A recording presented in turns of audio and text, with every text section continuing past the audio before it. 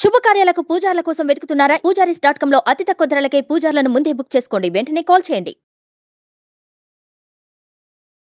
Hello Sudheer చంద్ర గారు. Hello Nagaraj గారు. పిల్లలు ఎదిగే కొద్దీ టీనేజ్లో ఒక రకమైనటువంటి తప్పులు చేస్తారు.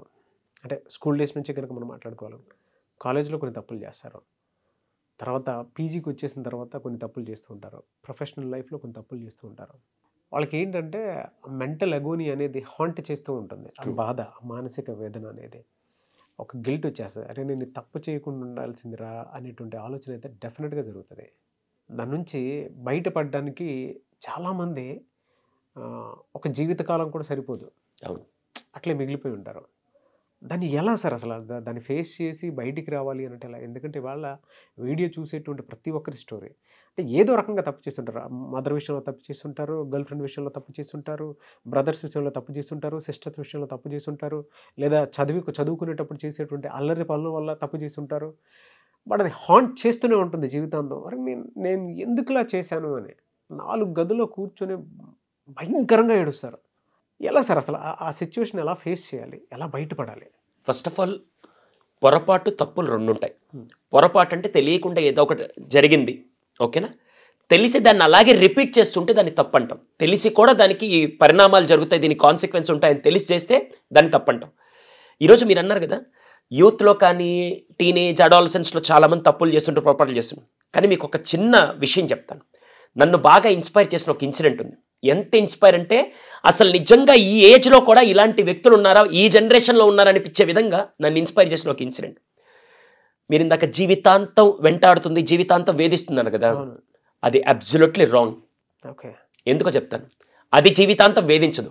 మీరు దాంట్లో పెట్టుకొని దాన్ని జీవితాంతం అలాగే అనుకుంటూ నాకు జరిగిపోయింది, నా జీవితం ఇంత అయిపోయింది అనుకుంటూ ఉంటే తప్పు ఇన్సిడెంట్ కాదు, మనం లోపల పెట్టి ప్రాసెస్ ఎలా చేస్తున్నామో దాన్ని తప్పు.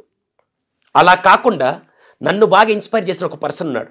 మీరు చెప్పిన విధంగానే తెలిసో తెలియకో చేసిన పొరపాటు వల్ల జైల్లో ఉండి, అవును మీలో ఎంతమందికి బాగా గుర్తుంది, చిన్నప్పుడు ఎన్టీఆర్ గారి ఫస్ట్ సినిమా గుర్తుందా? జూనియర్ ఎన్టీఆర్. మీకు జూనియర్ ఎన్టీఆర్ గారి సెకండ్ సినిమా గుర్తుందా? Student number 1. ఆ సినిమాలో ఎన్టీఆర్ నార్మల్గా ఏదో బర్త్డే పార్టీ ఎక్కడికో వెళ్ళేసి వస్తున్నప్పుడు ఒక అమ్మాయిని కాపాడాల్సిన విషయంలో తనకి తెలియకుండా ఒక హత్య జరుగుతుంది. హత్య కదా, అమ్మాయిని కాపాడడం, ఇట్లా కొట్టడంలో వాడు పడిపోతాడు, ఆ హత్య వీడి మీద పడుతుంది, వీడిని జైల్లో పెడతాడు. కానీ చిన్నప్పటి నుంచి వాళ్ళ నాన్న ఈ అబ్బాయిని ఎలా చూడాలనుకున్నాడు, ఒక లాయర్ లాగా చూడాలనుకున్నాడు. జైలుకి వెళ్ళిన తర్వాత చాలామంది ఇంకా నా జీవితం అయిపోయింది, నా బతికింతే ఇక్కడ ఆగిపోయాను అనుకోకుండా ఎన్టీఆర్ ఏం చేస్తారంటే రిక్వెస్ట్ చేసి కాలేజ్కి వెళ్ళి మెడల్ తెచ్చుకొని మరీ లాయర్ అవుతాడు, వాళ్ళ నాన్న కేసునే వాదించే స్థాయికి వెళ్తాడు. మనందరం చాలా బాగా ఇన్స్పైర్ అయ్యి స్టూడెంట్ అంటే వీడిరా నెంబర్ 1 అని చెప్పి ఆ టైటిల్ కూడా స్టూడెంట్ నెంబర్ 1 పెట్టాం. గుర్తుంది కదా అందరికి సినిమా? ఇది రియాలిటీలో జరిగిందని నేను చెప్తే మీరు నమ్ముతారా? ఎక్కడ సార్ అదే? జైలుకి వెళ్తే మేము మామూలుగా చెంచల్గూడ లేకుంటే చెర్లపల్లి వీళ్ళు జైల్లోకి వెళ్ళి అప్పుడప్పుడు మేట్స్తో మాట్లాడుతున్నప్పుడు దాంట్లో తప్పులు చేసిన వాళ్ళు, ఫర్ ఎగ్జాంపుల్ 100 మంది జైల్లో ఉన్నారనుకోండి, కావాలని తప్పు చేసి కావాలని రివెంజ్ తీర్చుకొని జైలుకి వచ్చిన వాళ్ళు ఒక 40 నుంచి 50% మంది ఉంటే 50% మంది తెలియక పొరపాట్లు చేసి చెడు సావాసాల వల్ల, చెడు వ్యసనాల వల్ల, చెడు వ్యక్తులతో ఉండడం బట్టి, అనివార్య కారణాల వల్ల ఆవేశాల్లో చేసి తప్పులు చేసిన వచ్చిన వాళ్ళు ఒక 50% మంది ఉంటారు. అలాంటి ఒక అబ్బాయి నంద్యాలలో తెలిసో తెలియక ఒక పొరపాటు చేసి జైలుకి వెళ్తే అతను చేసిన పొరపాటుకు కాను, అది తప్ప పొరపాటు అనేది పక్కన పెడితే జీవిత ఖైదేశారు. అంటే 14 ఏళ్ళు ఇతను జైల్లో ఉండాలని శిక్ష వేస్తే మామూలుగా అందరి ఖైదీల్లాగా ఇతను జైల్లో కూర్చొని ఇంకా నా జీవితం అయిపోయింది, నా బతుకు అయిపోయింది, ఇక్కడ ఆగిపోవడం అని మాట లేకుండా మైండ్ని స్ట్రాంగ్ చేసుకొని, నేను ఇందా చెప్పాను కదా, తప్పు జీవితంలో ఎప్పుడైనా జరగచ్చు, ఏదైనా జరగచ్చు, కానీ ఇతని మైండ్ని మాత్రం అక్కడ ఆపేసుకోకుండా చేద్దామని చెప్పి అతనికి నా శిక్ష ఏదైతే ఉందో ఆ శిక్ష బయటికి వచ్చిన తర్వాత నన్ను అందరూ వీడిని ఒక ఖైదీ అనడం కంటే దాని పేరు పక్కన ఖైదీ కాకుండా ఒక విద్యా వ్యవస్థకు సంబంధించి ఎడ్యుకేషన్ ఏదైనా యాడ్ చేస్తే నా రెస్పెక్ట్ నాకు వస్తుందని చెప్పి, చదువు మాత్రం నా భవిష్యత్తును మారుస్తుందని చెప్పి, స్కూల్లో ఇంటర్నేషనల్ స్కూల్లో లేకుంటే ఎక్కడ చదివేవాడికి ఆ చదువు విలువ తెలుసో లేదు తెలియదు, కానీ పొరపాటు జరిగే జీవితం నాశనం అయిపోతుందన్న టైంలో చదువు ఇంపార్టెంట్ అనుకొని ఆ రోజు వెళ్ళి జైలు ఆఫీసర్స్ దగ్గరికి వెళ్ళి సరే నేను ఇలా చదువుకుంటానని చెప్పి వాళ్ళని రిక్వెస్ట్ చేస్తే వాళ్ళకి నచ్చి అంబేద్కర్ యూనివర్సిటీ దగ్గర నుంచి ఓపెన్ కేటగిరీలో పీజీ కంప్లీట్ చేసి మొన్నే గోల్డ్ మెడల్ తెచ్చుకున్న అబ్బాయి, ఆ అబ్బాయి Mohammed Rafi, great, gold medal. ఇప్పుడు చెప్పండి, మీరు ఇందాక మామూలుగా చాలా మంది ఇంట్లో కూర్చొని ఇంకా నేను ఫెయిల్ అయిపోయాను, నాకు ఉద్యోగం రాదు, నా బతికింతే, ఆ అమ్మాయిని మోసం చేసా, ఇక్కడ ఇలా జరిగింది, మా నాన్న తిట్టే అని చెప్పి అక్కడ ఆగిపోతూ జీవితాంతం వాళ్ళని అదే వెంటాడుతూ వేధిస్తూ ఆ నరకంలో పడుతూ ఉంటే, కానీ కొంతమంది మాత్రమే జరిగింది ఇక్కడి నుంచి నా తలరాతని ఎలా మార్చుకోవాలని చెప్పి కొంతమంది మాత్రం ఒక అడుగు ముందుకేస్తారు చూస్తారా. ఆ మెంటల్ స్టెబిలిటీ ఇక్కడ ఉండాలి. అది ఎప్పుడైతే ఉంటుందో ఇలాంటి వాళ్ళే మనకి ఇన్స్పిరేషన్. జైల్లో కూర్చొని వీళ్ళకి మొత్తం హాల్ ఇచ్చి అన్ని ఫెసిలిటీస్ ఇచ్చి కూర్చొని చదవండి రా బాబు అంటే ఎందుకు చదవాలి, మాకేం అవసరం అంటారు. కానీ ఈ సందర్భంగా నేను ఒక విషయం చెప్తాను. నాగరాజు గారు, మీ పూర్తి పేరు చెప్పండి ఒకసారి. ధారావతి నాగరాజు. ధారావతి అంటే ఇంటి పేరు? ఇంటి పేరు ఎవరిచ్చారు? మా నాన్నగారి వారసత్వం. అవునా? నాన్నగారి వారసత్వం, తాతగారి వారసత్వం. అదే మీరు ఎప్పుడైనా రోడ్డు మీద గొడవ చేయనప్పుడు చూసారా, నేను ఎవడో తెలుసా, నా బ్యాక్గ్రౌండ్ ఏంటో తెలుసా అంటారు. అంటే వాడికి బ్యాక్గ్రౌండ్ లేకపోతే వీడి వాల్యూ ఎంత? జీరో. అవునా? పేరు లెఫ్ట్ సైడ్లో ఉండేది తండ్రి వారసత్వం, తాత వారసత్వం, లేకుంటే ఇంటి పేరు అంటారు. కానీ పేరు రైట్ సైడ్లో సంపాదించేది మన నిజమైన ఆస్తి. అదేంటి తెలుసా? ఈరోజు నేను ఇక్కడ కూర్చుంటే మీరు నాకు ఎందుకు రెస్పెక్ట్ ఇస్తున్నారు తెలుసా? నేను ఏ కార్లో వచ్చాను, నా దగ్గర ఎంత బంగారం ఉంది, ఎంత ల్యాండ్ ఉంది, ఎంత డబ్బు ఉందో కాదు, నా పేరు పక్కన రైట్ సైడ్లో నేను సంపాదించి సైకాలజిస్ట్ అనే డిగ్రీని చూసి మీరు నాకు రెస్పెక్ట్ ఇస్తున్నారు. ఈరోజు మీకు నేను ఎందుకు రెస్పెక్ట్ ఇస్తున్నా అంటే మీ పేరు పక్కన ఒక డిగ్రీ ఉంది కాబట్టి నేను మీకు రెస్పెక్ట్ ఇస్తున్నా. మీ దగ్గర ఎంత డబ్బునో నాకు అనవసరం.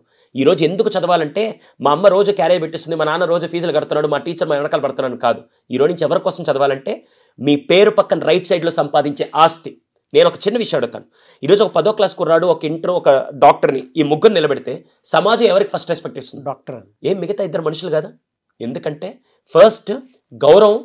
నేను చిన్న విషయం చెప్తాను. రోడ్డు మీద ఒక అడ్రస్ ఎత్తుకుంటూ వెళ్ళారు. ఒక ఎస్ఐ గారు, సిఐ గారు నిలబడుకున్నారు. ఆయన దగ్గరికి వెళ్ళి భయ్యా ఈ అడ్రస్ ఆడని చెప్పు అంటారా? సార్ ఈ అడ్రస్ ఆడుందో చెప్పంటారా? సార్ ఈ అడ్రస్ ఆడుందో ఏమి మామూలుగా అడగొచ్చు కదా. అదే ఒక కిరాణా షాప్కో లేకుంటే ఒక నార్మల్ పెట్రోల్ బంక్ వెళ్తే మాత్రం భయ్యా 100 రూపాయలు పెట్రోల్ కొట్టు అంటారు. సార్ అనరు అక్కడ. ఎందుకు? నేను ఎవరిని కించపరచట్లేదమ్మా. వృత్తి వల్ల, ఎడ్యుకేషన్ వల్ల ఒక వ్యక్తి గౌరవం వస్తుంది. ఈరోజు మనకి ఫస్ట్ మిమ్మల్ని స్కూల్కి పంపించి, ఇప్పుడు ఆ అబ్బాయి ఏం చేశాడు? పేరు పక్కన రైట్ సైడ్లో ఖైదీ అనేది నాకొద్దు, నా పేరు పక్కన ఆస్తి నేనే సంపాదించుకోవాలని చెప్పి తల్లిదండ్రులు ఇచ్చిన మొహమ్మద్ అనే పేరుని పక్కన అక్కడ ఉంచి రైట్ సైడ్లో జైల్లో కూర్చొని మరి స్వర్ణ పథకం తెచ్చి పోస్ట్ గ్రాడ్యుయేటెడ్ పర్సన్ అని చెప్పి ఖైదీ అనే పేరుని చెరిపేసి పక్కన అతని డిగ్రీతో యాడ్ చేశాడు చూసారా. He is my inspiration. తన చరిత్రను తనే లిఖించాడు. అంతే కదా. ఎడ్యుకేషన్ నిజంగా అంత వాల్యూ ఇస్తుంది. ఈ రోజు మనందరం దానికోసం లెర్నింగ్ లెసన్స్ లో త్రూ ఎడ్యుకేషన్ అనే దానికి ఇదే బెస్ట్ ఎగ్జాంపుల్. ట్రూ. జీవిత పాఠాలన్నీ మనకు నేర్పిస్తాయంటే ఒక ఖైదీగా జీవితాన్ని చూసి ఎడ్యుకేషన్లో పేరు సంపాదించి జీవితంలో అంటే తన మీద ఉండేటువంటి ఒక నెగటివ్ మచ్చ ఏదైతే ఉందో దాన్ని క్లియర్ చేసుకుని ఈరోజు మనకి అంటే ఇన్స్పిరేషన్గా కనిపిస్తున్నారు అని అంటే మహమ్మద్ రఫీ గారికి నిజంగా హ్యాట్స్ ఆఫ్ అని చెప్పాలి. వీళ్ళు మళ్ళీ ఆలోచించే కోణంలో ఏం సార్ ఖైదీని నేను ఖైదీ గురించి చెప్తాను.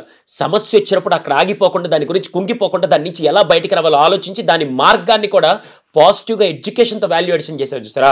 అందుకు అతను ఇన్స్పైరింగ్ అంటున్నాను. అర్థమైందా?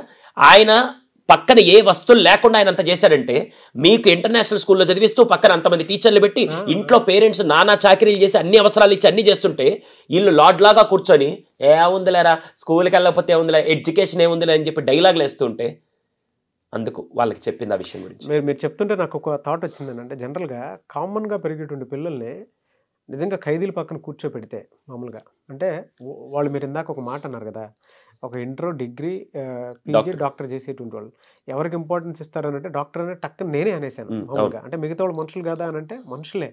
చూడండి సెన్స్ అలా ఉంది అన్నప్పుడు వీళ్ళని కనుక నార్మల్గా చదివేటువంటి వాళ్ళని జనరల్ ఎన్వైర్న్మెంట్ అంటే స్వేచ్ఛతో కూడుకున్నటువంటి ఎన్వైర్న్మెంట్ కాకుండా జైల్లో పడేసి ఒక రోజు ఉండమనంటే వీళ్ళ మనోభావాలు కానీ వీళ్ళు కానీ మెంటల్లీ దెబ్బతినేస్తారు.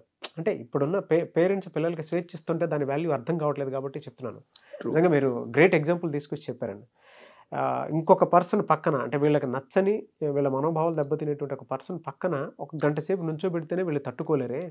అలాంటిది వీళ్ళ మీద మచ్చపడి దాని నుంచి బయటికి రావడానికి ప్రయత్నం చేస్తూ సంబంధం లేని ఒక వాతావరణంలో ఒక ఎన్విరాన్మెంట్లో మనిషి పెరగాలి అంటే మెంటల్ ఎంతో స్ట్రాంగ్గా ఉండాలి. అది చిన్న విషయం కాదు. 4 గోడల మధ్య ఇంకా ఇప్పుడు మీరు వెళ్తే ఇప్పుడు బయటికి వెళ్తే కార్లో వెళ్ళొచ్చు, బైక్లో వెళ్ళొచ్చు, రోడ్డు మీద అన్ని వస్తువులు చూడొచ్చు. మీకు ఆ మైండ్ సెట్ ఉంటుంది. వాళ్ళకి అసలు ఏమీ లేకుండా జైల్లో 4 గదులు కూర్చొని ఇంకా ఫ్యూచర్ లేదు, హోప్ లేదని అన్న టైంలో వీడి జీవితానికి వీడే ఒక క్యాండిల్ తీసుకొని ముందుకెళ్తున్నా అంటే ఎంత గ్రేట్ కదండి, చిన్న విషయం కాదు. నేర్చుకోవాల్సిన లైఫ్ లెసన్స్ చాలా ఉన్నాయి. ఒక ఎడ్యుకేషన్ అన్నీ నేర్పిస్తుంది, ఒక ఎడ్యుకేషన్ అన్నీ క్లియర్ చేస్తుంది, ఒక ఎడ్యుకేషన్ మన మీద నుంచి మచ్చను కూడా క్లియర్ చేస్తున్నటువంటి దానికి ది బెస్ట్ ఎగ్జాంపుల్. పేరెంట్స్ అయినా సరే పిల్లలకి వీడియో కూర్చోపెట్టి మరీ చూపించాలని మనస్ఫూర్తిగా కోరుకుంటున్నాను. ఎందుకంటే మీ పిల్లలు తెలియకుండానే ఒక జోనర్లో, ఒక ట్రామాలో మెంటల్లీ డిస్టర్బ్ అయిపోయి ఉంటారు. కొన్నిసార్లు మీకు చెప్పొచ్చు, కొన్నిసార్లు మీకు చెప్పకపోవచ్చు. మీరు ఎంతో కంఫర్ట్ జోన్ ఇచ్చి పిల్లల్ని పెంచుతూ ఉంటే కొంతమందికి బాధ్యత తెలిసి చదువుకోవచ్చు, కొంతమంది బాధ్యత తెలియకపోవచ్చు. బట్ ఎడ్యుకేషన్ వాల్యూ తెలియాలి అని అంటే ఎడ్యుకేషన్లో లైఫ్ లెసన్స్ నేర్చుకుంటూ కూడా తను మార్చుకోవాలి అనుకుంటే మాత్రం నిజంగా ఈ రియల్ ఇన్సిడెంట్ ఏదైతే ఉందో హ్యాట్స్ ఆఫ్ అని చెప్పాలండి మహమ్మద్ రఫీ గారికి. అండ్ మీరు ముందుకు తీసుకొచ్చి చెప్పినందుకు మాత్రం వెరీ హ్యాపీ అండి. ఒక కంఫర్ట్ జోన్లో పెరిగేటువంటి పిల్లలకి నిజంగా తల్లిదండ్రుల వాల్యూ తెలియదు, ఎడ్యుకేషన్ వాల్యూ తెలియదు, లేదంటే వాళ్ళకు వచ్చేటువంటి కంఫర్ట్స్ వెనుక ఎంత కష్టం ఉంటుంది అనేటువంటి దాని మీద అవగాహన కూడా లేదు. జస్ట్ వన్ డే అండి నిజంగా పిల్లల్ని తీసుకెళ్ళి సంబంధం లేని ఒక వాతావరణంలో కనుక పడేస్తే ఈ రోజు మొత్తం నువ్వు ఇక్కడే ఉండాలి, మొత్తం బయటకు వచ్చేస్తాడు మనోభావాలన్నీ. అలాంటిది ఒక పర్సన్ జైల్లో ఉండి స్వర్ణ పతాకం సాధించాడంటే, స్థాయికి వెళ్ళాడు అంటే చిన్న విషయం. Hats off to him, hats off to you అండి. Thank you sir, thank you so much Sudheer సాంట్రా గారు.